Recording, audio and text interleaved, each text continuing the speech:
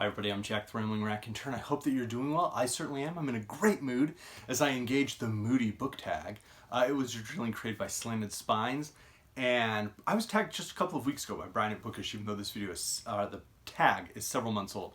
So here we go. Let's jump in. Let's have some fun. Prompt 1. Do you consider yourself a mood reader? Yes. Emphatically, yes.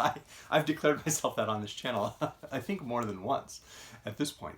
And I recognize I'm a mood reader, and I want to enjoy my reading. And so as I sense that my mood is shifting, life is shifting, things around me are shifting, I will just shift over to a new book. And maybe it's just that I need to read a couple of poems, and then I'm back to reading whatever, full-length book I had been reading. Maybe it's reading an essay. Maybe it's I see something and it makes me want to go read, a historical reference, and then come back. I shift. I jump from book to book. It's good. It helps me maintain a fresh sense for my reading. It helps me enjoy my reading really well. And, my goal in life is not to be an enjoyable reader. It's to be a good person, a good human being, a good father, son, teacher, husband. But being an enjoyable reader, being able to process life as I'm reading, I think helps me be good, be good at those things. So, prompt 2, do you set TBR lists and do you stick to them? I did my maybe mid-rash TBR, so I guess we'll see if I stick to it. I do sometimes kind of stack books, so on the shelves across from here they're not double stacked, so I'll sometimes have a little book stack going of crime novels I might want to read later on in the next couple of months, or my maybe mid-rash TBR, and the door is over on this side, so every time I come into the room I'll see those stacks, and it just helps me reflect on do I actually want to commit to these and read these. So there you go. That said, what good is a nightstand if not, to stack 20 books to rotate in and out of your TBR and disrupt your reading? So that said though, I have been thinking around, sometimes it helps to say these things out loud, I've been thinking about rereading Homer's Iliad and maybe even making it a read-along if anybody was interested. Originally I was going to try to do that for April because it was National Poetry Month, but we moved Saga along to April. So maybe I'll do it in June. It won't be May, but maybe in June if anybody was interested. And then with that, to kind of just keep in the mood, I would also probably read The Song of Achilles by Madeline Miller. So, prompt 3, do books affect you emotionally? Does the mood of a book rub off on you? Absolutely. I am a human being. I really try to engage with my reading, even though I might jump from book to book and shift. Whatever I'm reading, I really try to be focused on it. And that sometimes is why I'll read, 60 pages from a book and then kind of pause and go do something, read an article, read a couple of poems, read a short story, and then come back to that book and read another 30 pages to kind of just reset my mind and reset how I'm processing it and what I'm feeling about it, how I'm feeling around that work. So absolutely it affects me emotionally. And I try to embrace that and enjoy it. Prompt 4, when you're feeling sad, what do you read? The Psalms. And that certainly this kind of goes with prompt 5. So prompt 5 is most often, do you use reading to escape, to learn, or to critically reflect? Well, all of the above. I enjoy learning. I really enjoy discovering connections across humanity. That's just something I find almost most enjoyable about reading is how unified we can be despite all of our divergent experiences and backgrounds. And so I love that. And it's what I am continually exploring as I'm reading. That said, there are times in life where you have really intense events that are totally out of your control happening. The entire past year has been that. But more specifically, and some people, who I'm kind of close to on Boxer or things have been aware of this, but I found out 6 weeks ago at this point, that with, all of the changes to the world, our school district was going to make some changes and consolidate some schools, which meant I'm going to be moving to a new school. I, needed to figure out which one I wanted to move to and then interview to move there. And thankfully all of that went well and we're all good. And I'm very excited about that. But as all of that was going on, that's a pretty stressful time. What do you read to calm yourself down, to feel a sense of a renewed sense of purpose, a renewed sense of joy, even as you see a chapter of your life closing that you're really invested in. So certainly for me it was the Psalms. As it generally is at those times. And of course that helps me critically reflect on how to, again, just process what's going on. Prompt 6, what is a book that made you laugh out loud? I have a couple. So this one, and my wife recently read this, which is part of why I thought of it. I really enjoyed it. City of Dark Magic by Magnus Flyte, which is a pseudonym for, I believe, a pair of, women. But this is a hysterical book. From the front blurb, this deliciously madcap novel has it all. Murder in Prague, time travel, a misanthropic Beethoven, tantric sex, and a dwarf with attitude. It's bonkers, and it is gloriously funny. In terms of nonfiction, I love someone who just has a savage sense of irony, and Joan Didion captures that in two of her nonfiction books that I really, really enjoy. Slouching Towards Bethlehem and The White Album, in which she sort of examines primarily like US culture, sort of in like the 1960s. Just outstanding and very, very, very funny. Prompt 7, what is a book that has made you cry? I would go, in terms of fiction, one of the more significant ones certainly would be any time I've experienced The Bluest Eye by Toni Morrison. That's just a heart-wrenching book. But I think particularly with the age of students I work with and some of their experiences, that's a book that, and their backgrounds, that's a book I can, like, sadly see some of my students inhabiting.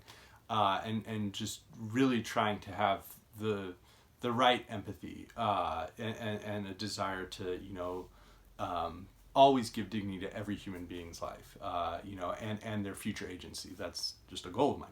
So that said, in terms of nonfiction, I think what makes me cry in books is not the book itself and the characters. Like, I understand that they're fictional characters, but it is rather the recognition that, like, humanity can do horrible things to other human beings, and that, nonfiction will reveal that as well. And so that's really, in a book, that's what is hitting my heart so hard, is not the story. It is the fact that story is a reflection of humanity. Prompt 8, what is a book you didn't even know how you felt about? So I have two here. One was one that I wasn't sure how I felt about. The more and more I think about, the more I think that I didn't like it. And that's surprising. It would be The Duel by Anton Chekhov. I really enjoy his stories. I find them marvelous. I did not like The Duel. I didn't think it was particularly interesting. And I don't think it was the translation. I didn't think it was particularly interesting. I did not enjoy it. Another one is one that I didn't really enjoy the first time I read it, but the more and more I think that it's sort of a just absolutely dark, bleak take on the Roman Empire and Augustus, would be Virgil's Aeneid. And it's one that I plan to reread in the next couple of years and sort of try and approach it from that mindset. I should add, on a book that has made me cry, this was a weird one, but if anybody else is a massive Star Wars fan, and you read the Expanded Universe novels back when they were the Expanded Universe novels, in the 1990s there was the Young Jedi Knights series, which introduced Jaina and Jacen Solo, who were they had been introduced in previous books, but this had them as full characters.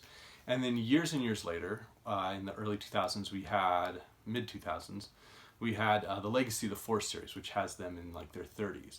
And spoiler alert, get on Wikipedia if you're that concerned. Jacen Solo ultimately turns to the dark side across the Legacy of the Force series, and the final book we know is going to culminate in his downfall and death. Every single chapter had a heading, like an epigraph heading, that was a like stupid joke the character as a young boy had made across the Young Jedi Knights series. He would always make these silly jokes, and he loved animals, and he was really kind. And so you're seeing these, and you're reminded as a reader of 15 years ago reading some of these, jokes as a teen or as a child in these books. And now this kid who was your age when you were reading these is now an adult and is, evil and doomed. So that was brutal. That was a clever idea. I think Troy Denning wrote it. Clever and absolutely brutal. Prompt 9, are you more likely to read on a sunny day or a cloudy day? I live in the desert. If I read only on cloudy days, I would probably be considered like functionally illiterate. So I primarily read on sunny days. That said, I generally read at night. After my daughters go to sleep, I read at night. Prompt 10, do you usually set the mood when you read? Music, lights, smells, etc. Oh, absolutely. I have a variety of candles I set up. And, you know, it's important, your brain gets used to smells. And so if you want to like smell something good and be able to smell, you need to be able to like pass a different scent to sort of reset your olfactory senses. And so I engage in that, you know, I'll like, no, I'm kidding. I don't, that's true about olfaction, but I don't do that. I don't want to read around like smelly, bad food or dirty diapers or something. I take care of the trash, but then I'll sit and read.